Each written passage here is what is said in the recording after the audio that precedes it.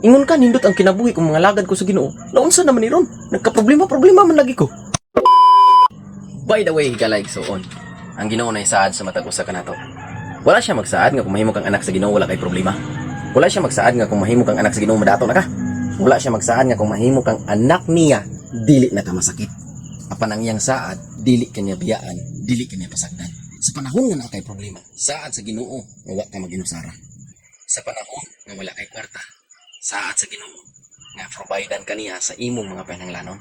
Ingon ang Ginoo, I will never leave you nor forsake you. Unsa may tabo sa imong kinabuhi, di ka biyaan sa Ginoo. Feel nimo na ginusara ka, wala ka maginusara. To be honest, God is with you. Feel nimo nga naglisod ka sa imong kinabuhi karon, to be honest, God is helping you. Feel nimo nga murag gidakdakan na kas mga problema sa kinabuhi, to be honest, God is carrying you. Ang Ginoo mo sapnay kanimo sa panahon na feeling nimo ikaw na lang. Kay saad niya, di ka niya biyaan, di ka niya pasagdan. Ayaw kalimot higalag suon nga naatay Ginoo nagtan-aw sa tong sitwasyon.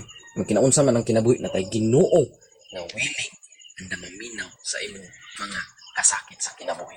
This is your Kap Joe, signing out.